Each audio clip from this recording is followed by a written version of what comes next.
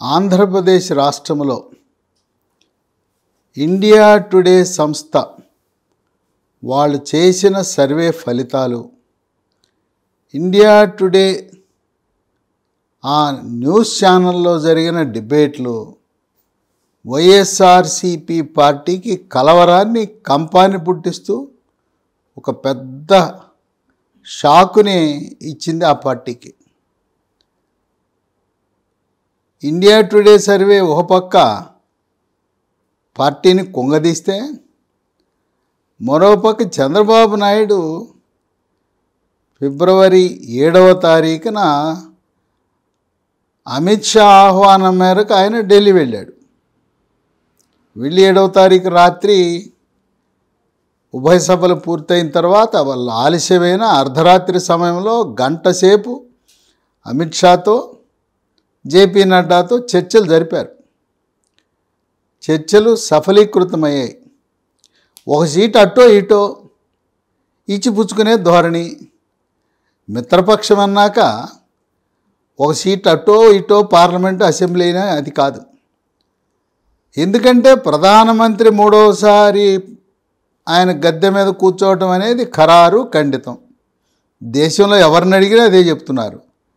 అందువల్ల కేంద్ర ప్రభుత్వ సహాయంతోనే ఏదైనా సాధించగలం. కనుక సీట్లు ఎన్ని వచ్చినా అధికారంలోకి వస్తే చాలు అనే దృక్పథంతో చంద్రబాబు నాయుడు జనసేన పార్టీతో కానీ బీజేపీతో కానీ ఇచ్చిపుచ్చుకునే ధోరణిలోకి వచ్చేశారు. పెద్ద పట్టింపు అనేది లేదు. అయితే చంద్రబాబు నాయుడు ఒక జాగ్రత్త పడుతున్నాడు. భవిష్యత్తులో ఏదైనా అభిప్రాయ భేదాలు, వివాదాలు జనసేనతో కానీ బీజేపీతో కానీ వస్తే వాళ్ళపై ఆధారపడకుండా, ప్రభుత్వ పాలనకు ఎటువంటి భంగం కలగకుండా అధికారంలోకి రావాలంటే 88 సీట్లు కావాలి. ఆ 88 సీట్లు తనకు లభించేలా, అంటే 88 కాదు, ఆయనకు 100 సీట్లు వస్తాయి తెలుగుదేశం పార్టీకి. మిత్రపక్షాల అవసరం లేకపోయినా మిత్రధర్మం ప్రకారము, సంకీర్ణ ధర్మం ప్రకారం భారతీయ జనతా పార్టీకి గతంలో లాగా 2 మంత్రి పదవులు, అలాగే జనసేన పార్టీకి సముచిత స్థానం, ఈ విధంగా ఇచ్చిపుచ్చుకునే ధోరణిలో చంద్రబాబు నాయుడు గత అనుభవాలను గుర్తుపెట్టుకుని ముందుకెళ్తున్నాడు. ఇక చంద్రబాబు నాయుడిని కేంద్ర పెద్దలు పిలిస్తే ఇక ఆగమేఘాల మీద జగన్మోహన్ రెడ్డి ప్రధానమంత్రి అపాయింట్మెంట్ కొరకు ప్రయత్నం చేశాడు. ప్రధానమంత్రి ఆయన ఎప్పుడూ కూడా ఒక మంచి వ్యక్తి. జగన్మోహన్ రెడ్డి కాదు, ఒక రాష్ట్ర ముఖ్యమంత్రి, ఆంధ్రప్రదేశ్ రాష్ట్ర ముఖ్యమంత్రి నుంచి అభ్యర్థన వచ్చింది. అందువల్ల పార్లమెంటు ఉన్నా కూడా లోక్సభ తన ఛాంబర్లో అపాయింట్మెంట్ ఇచ్చాడు. ఇక ఆంధ్రప్రదేశ్లో ఒకటే గోల, ఎందుకు వెళ్ళాడు జగను, జగన్ ఏమన్నా ఎన్డీఏలో చేరతాడా, ఈ ఊహాగానాలు. నేను మీలో చేరతాను, ఎన్డీఏలో చేరతాను, మీరు చంద్రబాబుని జనసేనని తిరస్కరించండి, ఇలా చెప్పుంటాడని టీవీ ఛానళ్ళు, సోషల్ మీడియాలో గగ్గోలు పెట్టడం ప్రారంభించారు. జగన్మోహన్ రెడ్డి చేరతానన్నా చేర్చుకోరు. ఎందుకంటే ఎన్డీఏ కూటమిలో చేరాలంటే భారతీయ జనతా పార్టీ యొక్క మూల సిద్ధాంతం, వాళ్ళు 1980 ముందు జనతా పార్టీ ఏర్పడక ముందు జనసంఘ్ పార్టీ ఉండేది. జనసంఘ్ పార్టీ నుంచి నేటి వరకు అదే సిద్ధాంతాలను కొనసాగిస్తూ వచ్చింది. వాటిలో ఏ మార్పు లేదు. అందువల్ల ఈ జగన్మోహన్ రెడ్డి ఎన్డీఏ కూటమి కోసం వెళ్ళలేదు. ఇక్కడ ఖజానా ఖాళీ అయిపోయింది. మార్చి నెలలో ఉద్యోగస్తులకు జీతాలు ఇచ్చే పరిస్థితి లేదు. మార్చి ఏప్రిల్కి ఏదైనా చేయిజాపి ఆర్థిక సహాయం ఇవ్వండి. ఎలాగో మీరు దిగిపోతున్నారు కదా, ఒక 2 నెలలకు వెసులుబాటు ఇవ్వండి. నేను కనీసము ఉద్యోగులకు టీచర్లకు ఎన్నికలు ఓటింగ్ జరిగేటప్పుడు 1వ తారీఖున నేను జీతాలు ఇవ్వగలిగితే కొన్ని ఓట్లన్నా వస్తాయి, లేదా పూర్తిగా ప్రభుత్వ ఉద్యోగులు టీచర్లు వ్యతిరేకమవుతారు. ఇంకోటి ఏంటంటే జగన్మోహన్ రెడ్డి ప్రభుత్వంలోకి వచ్చిన తర్వాత ఒక్కరికి కూడా రిటైర్ అయిన తర్వాత వాళ్ళకి రిటైర్మెంట్ బెనిఫిట్స్ అని ఉంటాయి. గెజిటెడ్ అధికారి రిటైర్ అయితే ఒక్కొక్కరికి 70 లక్షలు 80 లక్షలు ఇవ్వాలి.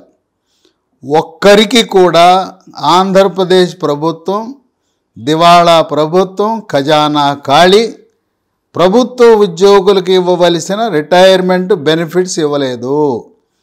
అలాగే కొంతమందికి పెన్షన్ కూడా, రిటైర్ అయిన వాళ్ళకి పెన్షన్ కూడా రాలేదని వాపోతున్నారు. ఆయన ఏం అడుగుంటాడు? ఒకటి ఆర్థిక సహాయం, 2 ఆ రోజు ప్రత్యేక హోదా కోసం నేనే ఛాంపియన్ అని చెప్పి ఇక 4 నెలల ముందు లోక్సభ సభ్యులతో రాజీనామా చేయించాడు. ఎట్టాగో ఉప ఎన్నిక రాదని తెలిసి అప్పుడు పెద్ద పెద్ద మాటలు మాట్లాడాడు. నాకు 25 సీట్లు ఇవ్వండి, ఆంధ్రప్రదేశ్లో కేంద్రాన్ని మెడలు వంచి ప్రత్యేక హోదా తెస్తాను, దమ్ముగా చంద్రబాబు నాయుడు వాళ్ళ ఎంపీలను కూడా రాజీనామా చేయమనండి, సమిష్టిగా ధర్నా చేస్తాం అని చెప్పి చంద్రబాబుని రెచ్చగొట్టిన ఆ రోజు 25 కాదు 31 మంది పార్లమెంట్ సభ్యులయ్యారు. 22 లోక్సభ, 9 రాజ్యసభ, 31 మంది పార్లమెంటు సభ్యులుండి సాధారణ ప్రజలు గ్రామాల్లో ప్రత్యేక హోదా ఏదో తెచ్చేస్తానని మమ్మల్ని ఓట్లు వేయించుకున్నాడు, ఏం పీకాడండి ఈరోజు అనే భాష. గ్రామీణ వాతావరణం, గ్రామీణ వాసులు పాపం వాళ్ళకి సభ్యత తెలవకపోవచ్చు. ఆ విధంగా ప్రజలు అసంతృప్తితో ఉన్నారు. గెలిచేదాకా ప్రత్యేక హోదా, గెలిచిన తర్వాత ప్రత్యేక హోదా అనే పదమే మర్చిపోవడం, దానికోసం ఏం పోరాటం చేశారు, ఏ రకంగా కేంద్ర ప్రభుత్వంపై ఒత్తిడి తెచ్చారని ప్రశ్నిస్తున్నారు. అందువల్ల దాని గురించి ఏదైనా ప్రకటన చేయండి, మేము మళ్ళీ 3వసారి అధికారంలోకి వచ్చినాక ప్రత్యేక హోదాని పరిశీలిస్తామనైనా చెప్పమని ప్రాధేయపడినట్టుగా వార్తలు వస్తున్నాయి. పోలవరం చంద్రబాబు నాయుడు 70% ప్రాజెక్టును పూర్తి చేస్తే ఆ 70% పూర్తయిన ప్రాజెక్ట్ని ఆ మిగతా 30% పూర్తి చేయడానికి ఆపసోపాలు పడుతున్నారు. చంద్రబాబు నాయుడు ముఖ్యమంత్రి అయితే 6 నెలల్లోనే దాన్ని పూర్తి చేసి రైతులకు మేలు జరిగే పరిస్థితి ఉన్నదని విశ్లేషకులు భావిస్తున్నారు. ఇక విశాఖ ఉక్కు ఫ్యాక్టరీ ప్రైవేటీకరణ చేస్తానంటే నోరు మెదపటం లేదు జగన్మోహన్ రెడ్డి. పైగా జగన్మోహన్ రెడ్డిని గెలిపించి ప్రోత్సహించి అన్ని రకాలుగా చంద్రబాబు నాయుడిని ఓడించడానికి సహాయపడిన కేసీఆర్ పక్క రాష్ట్రం నుంచి వచ్చి నేను విశాఖ స్టీల్ ప్లాంట్ కొంటానంటే ఇక్కడున్న వాళ్ళు అడుగుతున్నారు, ఆయన కొనేది ఏందయ్యా, మనం ఎందుకు కొనకూడదు ఆంధ్రప్రదేశ్ రాష్ట్రం అని చెప్పి విశాఖ ఉక్కు ఫ్యాక్టరీ కేంద్రం ప్రైవేటీకరణ చేసుకో, అమ్ముకో, నువ్వు అమ్ము, మేమే కొనుక్కుంటాం, రాష్ట్ర ప్రభుత్వం కొనుక్కుంటుంది. ఇప్పుడు చంద్రబాబు నాయుడు ఒక నిర్ణయం తీసుకున్నాడు, ఒకవేళ కేంద్ర ప్రభుత్వము దాన్ని అమ్మేయాలనే ప్రతిపాదన ఉంటే ఆంధ్రప్రదేశ్ రాష్ట్ర ప్రభుత్వం కొనుగోలు చేసి దాన్ని నిర్వహిస్తుంది. విశాఖ ఉక్కు ఆంధ్రప్రదేశ్ సెంటిమెంటు. అయితే కొన్న తర్వాత ఆంధ్రప్రదేశ్ ప్రభుత్వం ఎలాగో ఎన్డీఏలో భాగస్వామి అవుతారు. కేంద్రంలో తెలుగుదేశం పార్టీ తరపున ఒక కేంద్ర మంత్రి ఉంటారు. అందువల్ల అప్పుడు 2 విషయాలు సాధించుకోబోతున్నారు. ఒకటి, విశాఖ ఉక్కు ఫ్యాక్టరీకి ఒక బొగ్గు గని, అది కేంద్ర ప్రభుత్వం ఈ గని కేవలం ఆంధ్రప్రదేశ్ ప్రభుత్వానికి మాత్రమే ఇవ్వాలి ఆ బొగ్గు గని, ఇంకా వేరే వాళ్ళకు ఉండదు.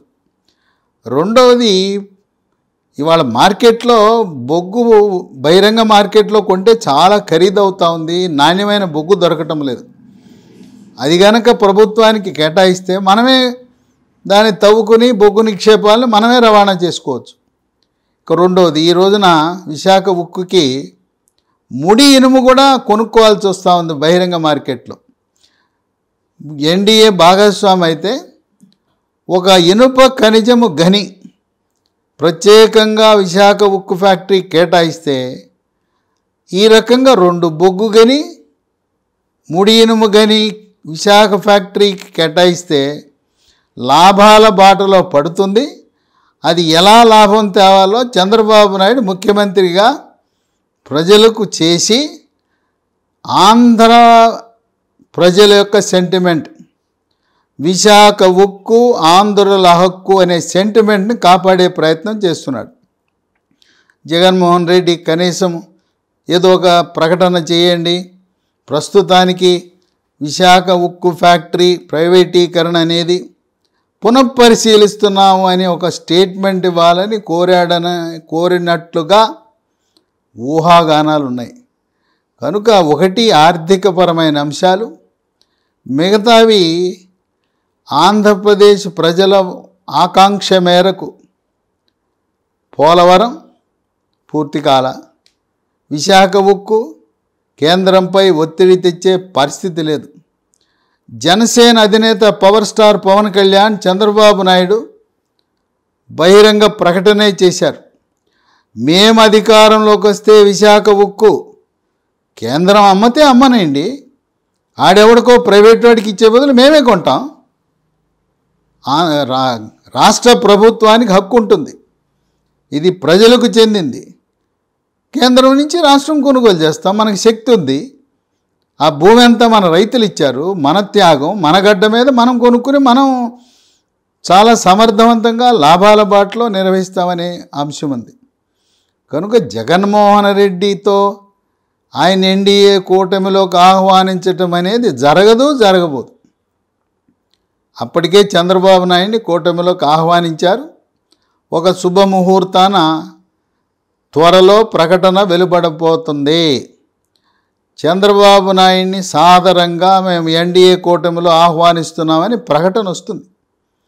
అమిత్ షా గారు ఒకటే చెప్పాడు, ఈ మా కూటమిలోకి అనేక మంది వస్తుంటారు పోతుంటారు మిత్రపక్షాలు. అక్కడ బీహార్లో ఉండే ముఖ్యమంత్రి నితీష్ 5 సార్లు బయటికి వెళ్ళాడు, మళ్ళీ వచ్చాడు. కనుక శాశ్వత మిత్రులు శాశ్వత శత్రువులని రాజకీయాల్లో ఉండరు. చంద్రబాబు నాయుడు 2 సార్లు కలిశాడు, 2 సార్లు వెళ్ళాడు, 3వసారి కలుస్తాం, తప్పే ఉంది. మేము మాత్రం మా జనసంఘలో ఉన్న ఆ సిద్ధాంతం కొనసాగిస్తాం. చక్కటి విషయం కూడా అమిత్ షా చెప్పాడు, మేము మా మిత్రపక్షాలను ఎవరిని కూడా ఎన్డీఏ నుంచి బయటికి పోని ఒక్కరిని కూడా బయటికి పంపల. రాజకీయ కారణాల వల్ల, కొన్ని సంఘటనల వల్ల, ఆ ప్రజల ఆకాంక్ష మేరకు వాళ్ళు బయటికి వెళ్ళారు. అవసరాన్ని బట్టి మళ్ళీ వచ్చి కలుస్తారు. వీళ్ళే కాదు, అక్కడ నితీష్ బీహార్లో వచ్చాడు, అకాలీదళ్ కూడా ఎన్డీఏలోకి రాబోతూ ఉంది, రాష్ట్రీయ లోక్దళ్ రాబోతూ ఉంది. ఎవరైతే మిత్రులు తాత్కాలికంగా ఎన్డీఏ కూటమి నుంచి బయటికి వెళ్ళారో మళ్ళీ బీజేపీ అధికారంలోకి రాబోతుంది, ఎన్డీఏ అధికారంలోకి రాబోతుందని తెలిసి పాత మిత్రులు దగ్గర అవుతున్నారు. కనుక కొన్ని సోషల్ మీడియా, కొన్ని ఎలక్ట్రానిక్ మీడియా తప్పుదారి పట్టించే విధంగా జగన్మోహన్ రెడ్డి, చంద్రబాబు జనసేన వద్దు మేమే మీతో పొత్తు కడతామనే విధంగా ప్రజలను తప్పుదారి పట్టించే విధంగా విశ్లేషణలు లేదు వ్యాఖ్యానాలు చేసి, ప్రజలేం పిచ్చివాళ్ళు కాదు. ఇప్పటికే చంద్రబాబు నాయుడు, జనసేన, బీజేపీ 3 ఒక కూటమిగా ఏర్పడింది. ఏ విధంగా 2014లో ఘన విజయాన్ని సాధించారో అదేవిధంగా అప్పటికంటే ఎక్కువ సీట్లు. ఇప్పుడు ఓడలు బండ్లు అవుతాయి, బండ్లు ఓడలు అవుతాయి అన్నట్టుగా ఈ కూటమికి 150 సీట్లు, జగన్మోహన్ రెడ్డి 25 సీట్లకే పరిమితం అవుతాడనే ఊహాగానాలు కూడా ఉన్నాయి. ఇక ఇండియా టుడే సర్వే జీర్ణించుకోలేకపోతున్నారు కొంతమంది నాయకులు, శ్రేణులు, కార్యకర్తలు ఇప్పటి నుంచే మొదలుపెట్టారు. ఇండియా టుడే సర్వే వచ్చేసింది. దాంట్లో చంద్రబాబు నాయుడు ముఖ్యమంత్రి అవుతాడని, వైఎస్ఆర్సీపీ ఓటు శాతం తగ్గిపోయిందని చెప్పి ఇప్పటికే వలసలు ప్రారంభమైనాయి. వైఎస్ఆర్సీపీ పార్టీ వాళ్ళు కొంతమంది జనసేన, కొంతమంది తెలుగుదేశం, కొద్దిమంది బీజేపీలో చేరడానికి రంగం సిద్ధం చేసుకున్నారు. వలసలు ప్రారంభమైనాయి. గ్రామ స్థాయి నుంచి రాష్ట్ర స్థాయి వరకు వలసలు కొనసాగుతూనే ఉన్నాయి. ఇప్పుడు ఇండియా టుడే సర్వే స్థూలంగా ఏంటంటే, వాళ్ళు ఓటు శాతాన్ని విశ్లేషించారు. జగన్మోహన్ రెడ్డికి 2019 ఎన్నికల్లో 49% ఓట్లు వచ్చినాయి. తెలుగుదేశం పార్టీ ఒంటరిగా పోటీ చేస్తే 40% ఓట్లు వచ్చాయి.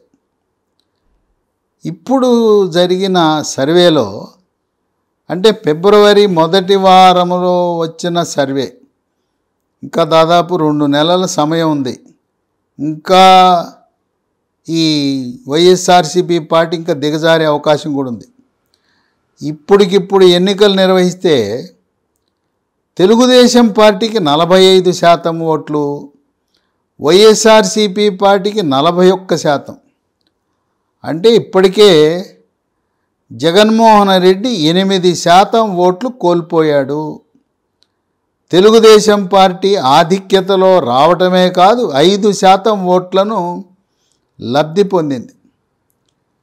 ఇక దాన్ని పార్లమెంటు సీట్లలోకి అనువదిస్తే, ఇప్పటికిప్పుడు ఫిబ్రవరి మొదటి వారంలో ఎన్నికలు జరిగితే తెలుగుదేశం పార్టీ, జనసేన, బీజేపీ కూటమికి 17 సీట్లు, వైఎస్ఆర్సీపీకి కేవలం 8 సీట్లు వస్తాయని వాళ్ళ సర్వే ఫలితాలు చెబుతూ, ఇంకా 2 నెలలున్నాయి ఎలక్షన్ జరగటానికి.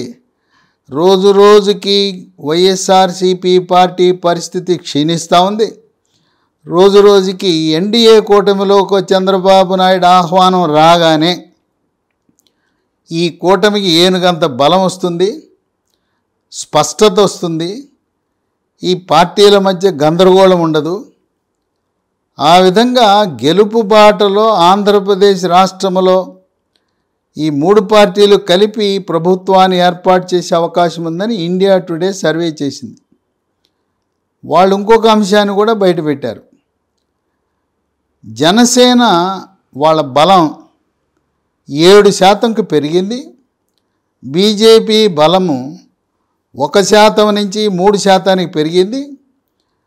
ఈ 3%, 7% కలిపితే జనసేన, బీజేపీ బలం 10%. అంటే తెలుగుదేశం పార్టీ ఒంటరిగా 40% ఓట్లు, జనసేన 7, బీజేపీ 3 కలిపితే 55% ఓట్లతో మహాకూటమి గెలుపు దిశలో పయనిస్తూ ఉందని వాళ్ళు సర్వే ఇచ్చారు. తెలంగాణ రాష్ట్రంలో కూడా ఇలాంటి సర్వేనే ఒక 2 నెలల ముందుగా తెలంగాణ రాష్ట్రంలో టీఆర్ఎస్, బీఆర్ఎస్ పార్టీ ఓడిపోయి కాంగ్రెస్ పార్టీ గెలుస్తుందనే అంశాన్ని ఇలాగే సర్వే రూపాన వాళ్ళు ప్రకటించారు. అంటే ఇండియా టుడే సర్వే అంటే నమ్మశక్యమైన సర్వే. అభూత కల్పనలు చేయరు, వాళ్ళు డబ్బులకు అమ్ముడు పోరు, మనం చెప్పినట్లు రాయరు, వాస్తవాలు మాత్రమే వాళ్ళు ప్రకటిస్తారు. ఇండియా టుడే అంటే జాతీయ స్థాయిలో, అంతర్జాతీయ స్థాయిలో పేరు ప్రతిష్టలు కలిగిన వార్తా సంస్థ. కనుక ఇండియా టుడే చెప్పిందంటే అది సత్యమై తీరుతుంది, వాస్తవమై తీరుతుందని విద్యార్థికులు, మేధావులు, విశ్లేషకులు, ప్రజలు భావించే పరిస్థితి వచ్చింది. వాళ్ళ విశ్లేషణలో కొన్ని అంశాలు కూడా బయటికి తెచ్చారు ఇండియా టుడే వాళ్ళు. ఈయన వాహనమిత్ర అని ఆటో వాళ్లకు ఒక సంక్షేమ పథకం పెట్టాడు. అసలు కొంతమందికి రావటం లేదు, వచ్చినాడు ఓటేస్తాడో లేదో కానీ రానవాడు మాత్రం కంకణం కట్టుకుని జగన్మోహన్ రెడ్డి పోవాలని వ్యతిరేకంగా చేస్తాడు. పైగా ఆటో ఓనర్కి వెళ్తుందంట డబ్బు, ఆటో నడిపి ఆటో డ్రైవర్కి కాదంట. అంటే శ్రామికుడకు, పేదరికంలో ఉన్న రోజువారీ అద్దెకి తెచ్చుకునేవాడికి కాకుండా 10, 15, 20 ఆటోలు ఓనర్కి ఇస్తాం ఎంతవరకు సమంజసం? కనుక ఈ ఆటో డ్రైవర్లు ఓట్లు వెయ్యరు జగన్మోహన్ రెడ్డికి అని ఇండియా టుడే వాళ్ళు విశ్లేషించారు. ఇంకొక అంశం ఏంటంటే చేనేత కారులకు మగ్గం యజమానికి ఇచ్చారట ఈ లబ్ధి. అక్కడ పనిచేసే చేనేత కార్మికులకి ఏమీ లభించలేదు. ఆ విధంగా చేనేత కార్మికులు జగన్మోహన్ రెడ్డిని గద్దె దింపాలని వాళ్ళు శతవిధాల ప్రయత్నం చేస్తున్నారు. మా ఓనర్ గారి కడుపు నింపితే ఆయన కోటీశ్వరుడు, మా ఓనర్ గారికి ఇవ్వటం ఏంటి? మేము కదా పేదలము నిరుపేదలం, మా కార్మికులకి ఇవ్వకుండా మా ఓనర్కి ఇచ్చారని గుర్రుగా ఉన్నారు. ఇక రైతులు, ఇవాళ ఆంధ్రప్రదేశ్ రాష్ట్రంలో 75% భూములు కౌలు రైతుల చేతిలో ఉన్నాయి. ఈ బడాబాములు ఓనర్లు రైతులు ఎవరైతే భూ యజమానులు ఉన్నారో వాళ్ళు హైదరాబాదు, బెంగళూరు, మద్రాసు, ఢిల్లీ, అమెరికా, లండన్, ఆస్ట్రేలియాలో ఉన్నారు. ఇప్పుడు ఈ జగన్మోహన్ రెడ్డి ఇచ్చే రైతు పథకాలన్నీ అసలు ఆ రాష్ట్రంలోనూ లేడు, అక్కడ నివాసము లేడు. ఆయన కోటీశ్వరుడు ఎక్కడో, మహానుభావుడు ఎక్కడో ఉద్యోగం వ్యాపారం చేసుకుంటుంటే ఆయన ఖాతాలోకి వేస్తున్నారు. అంటే జగన్మోహన్ రెడ్డి చేసిన మంచి పనో ఏదో లబ్ధో ఆరుగాలం కష్టపడి రాత్రి అనక పగలనక ఎండనక వాననక కష్టపడే కౌలు రైతులకు లబ్ధి అనేది లభించటం లేదు. వాళ్ళు కూడా పూర్తిగా అసంతృప్తితో ఉన్నారు. ప్రజలు చాలా తెలివిగల ఓటర్లు. ఇప్పుడు చంద్రబాబు నాయుడు వస్తే జగన్మోహన్ రెడ్డి పెట్టిన పథకాలు ఏమైనా పోతాయా? మాకు వచ్చే పెన్షన్ ఏమైనా తగ్గుతుందా? జగన్మోహన్ రెడ్డి పోతాడు, చంద్రబాబు నాయుడు వస్తాడు. మా వృద్ధాప్య పింఛన్లు కానీ, వితంతు పింఛన్లు కానీ, వికలాంగ పింఛన్లు కానీ, మరి వివిధ పింఛన్లు ఏది, డయాలసిస్ పింఛన్లు కానీ అన్నీ అవి యథావిధిగా కొనసాగిస్తారు. వీళ్ళ జేబులోంచి ఇస్తున్నారా? అది ప్రభుత్వం అండి, ఎవరు పింఛన్లు తగ్గించరు.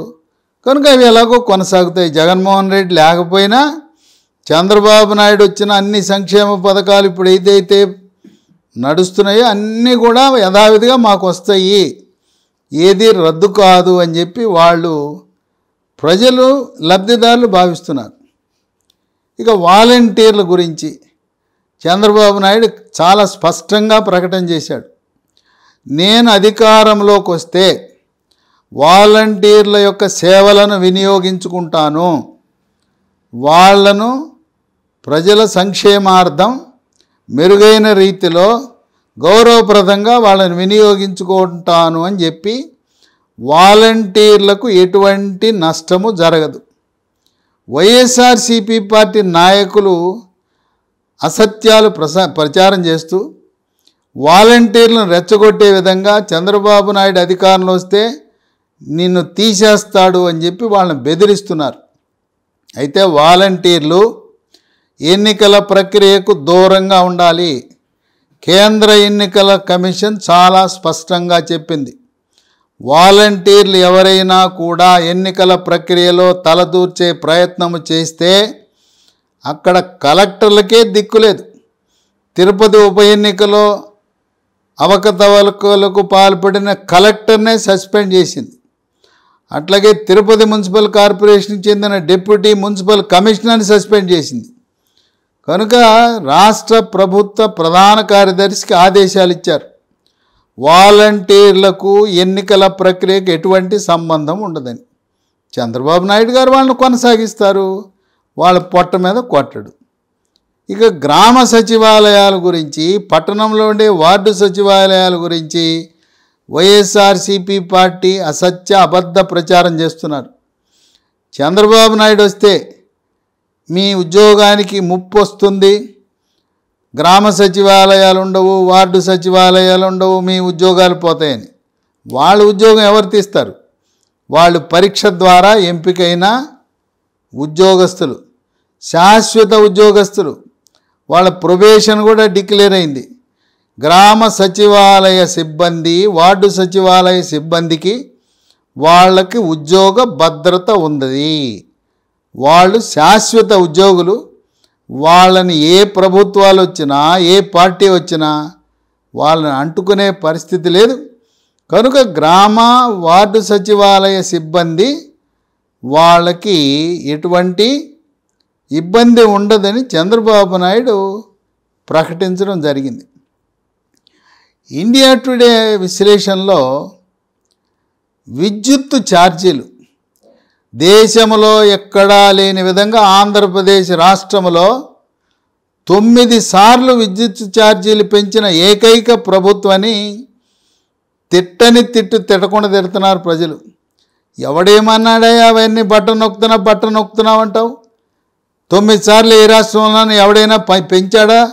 కరెంటు ఛార్జీలు కట్టలేక చచ్చిపోతున్నామని చెప్పి ప్రజలు వాపోతున్నారు. ఆర్టీసీ బస్సు ఛార్జీలు 3 రెట్లు పెంచాడు. ఇక్కడేమో తెలంగాణ రాష్ట్రంలో మహిళలకు ఉచిత బస్సు ప్రయాణం అంటే జగన్మోహన్ రెడ్డి బస్సు ఛార్జీలను 3 రెట్లు పెంచాడు. ఎక్కడా దేశంలో ఏ రాష్ట్రంలో లేని చెత్త పన్ను వేయటంరా, చెత్త ప్రభుత్వం చెత్త పన్ను వేసిందని చెప్పి జనసామాన్యులు నసుగుతున్నారు, గొణుగుతున్నారు. చెత్త ప్రభుత్వం పోవాలి, చెత్త పన్ను పోవాలని వాళ్ళు కోరుకుంటున్నారు. ఆంధ్రప్రదేశ్ రాష్ట్ర ప్రజలందరూ కూడా అమరావతి రాజధానిగా కోరుకుంటున్నారు. ఎన్నికల ముందు జగన్మోహన్ రెడ్డి తన శాసనసభ అభ్యర్థులు, ఎంపీ అభ్యర్థులందరూ కూడా మేము అధికారంలోకి వస్తే అమరావతిని అభివృద్ధి చేస్తామని ప్రజలను మోసం చేశారు. ప్రజలు అవకాశం కోసం చూస్తున్నారు.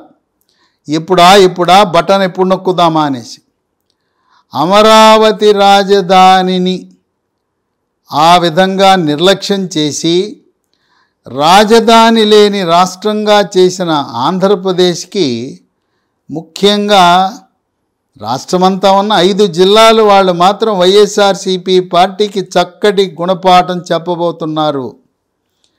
ఈ జిల్లాల్లో, ఈ 5 జిల్లాలలో 79 అసెంబ్లీ సీట్లు ఉన్నాయి. ఈ 79 అసెంబ్లీ సీట్లలో ఒక్క సీటు కూడా వైఎస్ఆర్సీపీ గెలిచే పరిస్థితి లేదు అని కొన్ని సర్వేలు ప్రకటిస్తున్నాయి. ఈ 5 జిల్లాలు ఏంటంటే ప్రకాశం 12, గుంటూరులో 17 సీట్లు, కృష్ణాలో 16, పశ్చిమ గోదావరి 15, తూర్పుగోదావరి 19. ఈ 79 మొత్తం హోల్సేల్గా గంపగుత్తగా జనసేన, తెలుగుదేశం పార్టీ, బీజేపీ గెలుచుకోబోతుందని పలు విశ్లేషణలు, పలు సర్వేలు కూడా తెలియజేస్తూ ఉన్నాయి. కనుక తెలుగుదేశం పార్టీ అధికారంలోకి వస్తే పోలవరం పూర్తి చేయటం అనేది అది ఎంతో పని కాదు. మొత్తం పనులన్నీ కూడా సంవత్సర కాలంలో పూర్తవుతాయి. నిర్వాసితులకు కావలసిన పరిహారాన్ని కూడా కేంద్ర సహాయం తీసుకుని ఎన్డీఏ భాగస్వామ్య పక్షంగా చంద్రబాబు నాయుడు చక్కగా, నేర్పుగా, ఓర్పుగా వాళ్ళ యొక్క ప్రయోజనాలు కాపాడతారనే అంశం ఉంది. ఇండియా టుడే వాళ్ళు మరొక విశ్లేషణ చేశారు. ఆంధ్రప్రదేశ్ రాష్ట్రం గురించి 2 రకాలుగా విశ్లేషణ చేశారు. తెలుగుదేశం పార్టీ ఎప్పుడు పొత్తు పెట్టుకున్నప్పుడు గెలిచేస్తుంది, పొత్తు లేనప్పుడల్లా ఓడిపోతుంది అని చెప్పారు. 1999లో బీజేపీతో పొత్తు పెట్టుకుంది, చంద్రబాబు నాయుడు గెలిచాడు. 2014లో మళ్ళీ బీజేపీతో పొత్తు పెట్టుకున్నారు, మళ్ళీ గెలిచారు. తెలుగుదేశం పార్టీ ఒంటరిగా గెలవటం కష్టం. పొత్తులో జనసేన, బీజేపీ లాంటి పార్టీలు ఉంటే గ్యారంటీ, డబల్ గ్యారంటీ గెలిచేస్తుందని వాళ్ళు విశ్లేషిస్తున్నారు. అంతేకాకుండా కాపు సామాజిక వర్గం, ఈరోజు కాపు సామాజిక వర్గం జనసేన అధినేత పవర్ స్టార్ పవన్ కళ్యాణ్ వల్ల అందరూ కూడా తెలుగుదేశం, జనసేన, బీజేపీ కూటమిని మద్దతు ఇచ్చి జగన్మోహన్ రెడ్డిని గద్దె దింపాలనే దృఢ సంకల్పంతో ఉన్నారు. గత చరిత్ర ఎప్పుడు చూసినా ఆంధ్రప్రదేశ్ రాష్ట్రంలో కాపు సామాజిక వర్గం, కాపు అంటే కాపు, బలిజ, తెలగ, ఒంటరి, తూర్పు కాపు, మున్నూరు కాపు సామాజిక వర్గం. కాపులను రాయలసీమలో బలిజలు అంటారు. వీళ్ళు ఏ రాజకీయ పార్టీకి మద్దతు ఇస్తే ఆ పార్టీ అధికారంలోకి వస్తుంది. 2014లో చంద్రబాబు నాయుడు టీడీపీతో ఉన్నారు, ఆయన ముఖ్యమంత్రి అయ్యాడు. 2019లో కొన్ని కారణాల వల్ల కాపు సామాజిక వర్గం దూరమై జగన్మోహన్ రెడ్డికి దగ్గరవటం వల్ల జగన్మోహన్ రెడ్డి ముఖ్యమంత్రి అయ్యాడు. అందువల్ల కాపులు చాలా కీలకమైన పాత్ర పోషిస్తారు. ముఖ్యంగా రాయలసీమలో ఉండే బలిజులు, కృష్ణా, గుంటూరు, ప్రకాశం, తూర్పు, పశ్చిమ గోదావరి, ఉత్తరాంధ్రలో ఉన్న కాపులే ఈ గెలుపు ఓటములను ప్రభావితం చేస్తారని ఇండియా టుడే వాళ్ళు విశ్లేషణ చేయటం జరిగింది. అలాగే ఈరోజు ఎక్కడ చూసినా గ్రామాలు, పట్టణాలు, జిల్లా రోడ్లు, ఏ రోడ్డు చూసినా గుంతల రోడ్డే. అటువంటి గుంతల రోడ్డు ఆంధ్రప్రదేశ్ రాష్ట్ర ట్రేడ్ మార్కుగా మారింది. రాజధాని లేని రాష్ట్రం ఆంధ్రప్రదేశ్ రాష్ట్రం, గుంతల రోడ్లున్న రాష్ట్రం ఆంధ్రప్రదేశ్ రాష్ట్రం. కనుక వీటి వల్ల ఇన్ని ఇబ్బందులు ఉండటం వల్ల జగన్మోహన్ రెడ్డి విజయం సాధించడం కష్టమే. రోజు రోజుకి వైఎస్ఆర్సీపీ పార్టీ గ్రాఫ్ తగ్గుతూ ఉంది. బీజేపీ మద్దతు చంద్రబాబు నాయుడు ఎన్డీఏలోకి ఆహ్వానించడం ద్వారా కూటమి బలం పెరిగింది. ఎట్టి పరిస్థితుల్లో జనసేన, తెలుగుదేశం, బీజేపీ విజయం సాధించే దిశగా అడుగులు పడుతున్నాయి అని చెప్పి ఇండియా టుడే సర్వే వచ్చిన తర్వాత ఏమి చెయ్యాలో దిక్కు తోచక కాలుగాలిన పిల్లిలా, మూలిగే నక్క మీద తాటిపండు పడిన చందాన, గోరు చుట్టు మీద రోకలిపోటు చందాన దిక్కుతోచని పరిస్థితుల్లో జగన్మోహన్ రెడ్డి ఏ రాష్ట్రంలోనూ స్వాతంత్రం వచ్చిన తర్వాత జరగని విధంగా ఉద్యోగస్తులను బదిలీ చేసినట్టు ఎమ్మెల్యేలను, ఎంపీలను అంతర్జిల్లా బదిలీలు, అంతర్జోన్ల బదిలీలు, అంతర్రాష్ట్ర బదిలీలు, ఆ బదిలీల దెబ్బకు 60 మంది నాయకులు పార్టీకి క్రమేణా రోజు రోజు దూరమవుతూ వస్తున్నారు. ఆ దూరమైన ఎమ్మెల్యేలు అక్కడ జనసేనకు, తెలుగుదేశం పార్టీకి దగ్గరవటం, సిట్టింగ్ ఎంపీలు రాజీనామా చేసి సిట్టింగ్ ఎంపీలే ఇప్పుడు జనసేన తరపున, తెలుగుదేశం పార్టీ తరపున పోటీ చేయటం అనేది విశేషం.